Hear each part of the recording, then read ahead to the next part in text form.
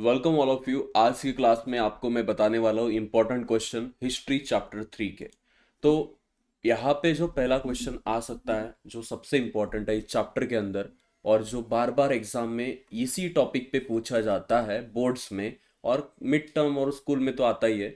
The list of heritage site is announced by UNESCO. तो आपको ये एक्सप्लेन करना है।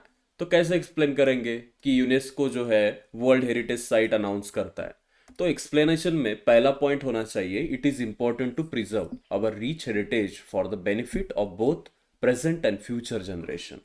हमारी जो धरोहर है, हमें भारत में जितनी भी इंपॉर्टेंट चीजें आपको पता है, अजंता एलोरा केव्स हो, ताजमहल हो या कोई भी चीज जो इंपॉर्टेंट है, हमारे देश का गौरव है, उनको बचाना चाहिए।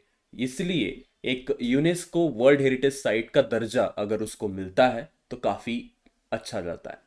Similarly, it is also essential to preserve and conserve certain types of cultural natural heritage that are on the verge of becoming extinct।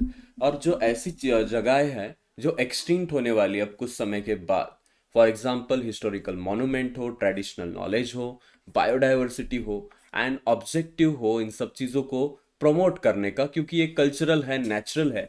और इसके अंदर आपको पता है यूनेस्को का क्या होता है full form, united nation environmental scientific cultural organisation. एक ग्लोबल ऑर्गेनाइजेशन है, ये कोई इंडिया बेस्ड ऑर्गेनाइजेशन है नहीं। इटली में सबसे ज्यादा हमें यहाँ पे देखने को मिलते हैं world heritage site and has announce some directives also. On the basis of this directives the list of world heritage site is announced by UNESCO and you have to know this. Now the next question is we should conserve our natural and cultural heritage.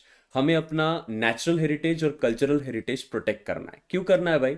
तो natural heritage इसलिए protect करना है क्योंकि यहाँ पे जो abundant species है उनका तो है ही, लेकिन जो एक्सटिंक्ट होने वाली कुछ टाइम के बाद कुछ स्पेसीज जो खत्म हो जाएगी उनको बचाना काफी जरूरी है। कल्चरल हेरिटेज को क्यों बताना? क्योंकि ऐसी कुछ ट्राइब्स है इंडिया में जिनका आज बहुत कम पॉपुलेशन हो चुका है और ये कल्चरल में आता है। और हमारे कुछ फेस्टिवल्स होते हैं, ओके, और ये फेस्टिवल्स भी एक कल्चरल धरोहर है, तो ये हमें प्रोटेक्ट करने चाहिए। और इन सब चीज़ों के लिए we have to conserve all this thing. उसके बाद एटलीस्ट 10 सॉल्यूशंस बताइए preservation of source of history के लिए। हिस्ट्री के सोर्स प्रिजर्व हो, इसके लिए आपके पास क्या 10 सॉल्यूशन हो सकते हैं, इसके बारे में आपको सोचना होगा।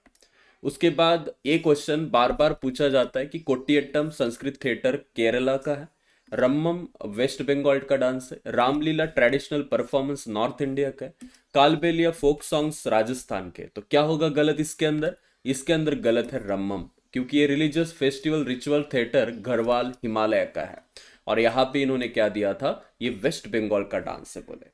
उसके बाद ब्रीफ में बताना है, explain the dialectics theory of Hegel.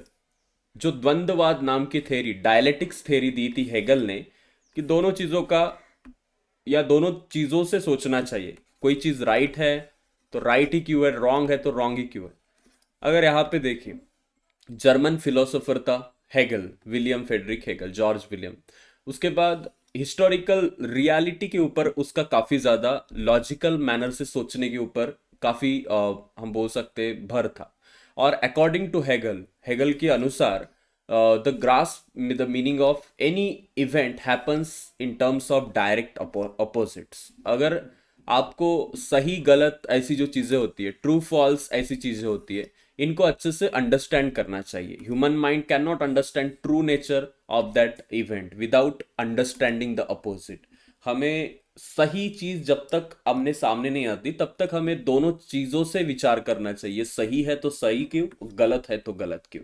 And everything regarding this will be in this question, the dialectics theory given by Hegel. उसके बाद how can we correlate applied history with our present. Applied history को हमारे आज के समय से कैसे हम जोड़ सकते, कोरिलेट कर सकते हैं। और it is essential to study the history of technology. Why it is, क्यों हमें टेक्नोलॉजी की हिस्ट्री पढ़नी चाहिए, ये सवाल भी आईएमपी है एंड इट्स द एग्जामिनेशन।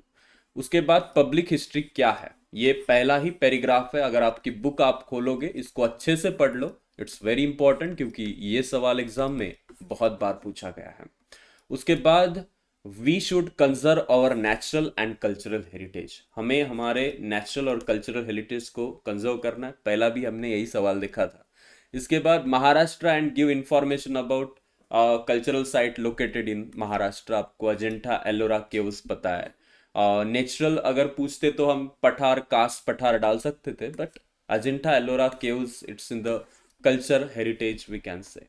इसके बाद write the information about any historical monument of your choice that is included in world cultural heritage site, आपको जो भी इंफॉर्मेशन पता है किसी हिस्टोरिकल मॉन्यूमेंट के बारे में जो वर्ल्ड कल्चरल हेरिटेज साइट में जिसको स्थान दिया गया हो, तो उसके बारे में आपको लिखना होगा डिटेल में। इसके बाद है what objectives can be fulfilled through the heritage project, कौन कौन से ऑब्जेक्टिव्स हम फुलफिल करेंगे अगर हम ऐसी चीज़ों को, ऐसे प्राणियों को कंजर्व करोगे तो। इसके बाद how can we correlate applied history with our present, and एक सबसे आईएमपी सवाल जो बहुत बार पहला ही सवाल पूछ लेते शॉर्ट नोट में, अप्लाइड हिस्ट्री क्या है, अब उपयोजित उपयोजित इतिहास काय आहे, ओके, हा क्वेश्चन खूप इम्पॉर्टंट आहे, ओके। ऑल्सो याच्यामध्ये मला सांगायचं आहे की एम व्ही सॅट तुमची होणार आहे Vedantu's mega admission scholarship test, याचे डेट्स पण दिले त्याच्यावरती आणि लास्ट डेट आहे 30 September. Now you can see the centres also here, these are the centres which is given here in the detail, okay. Thank you so much.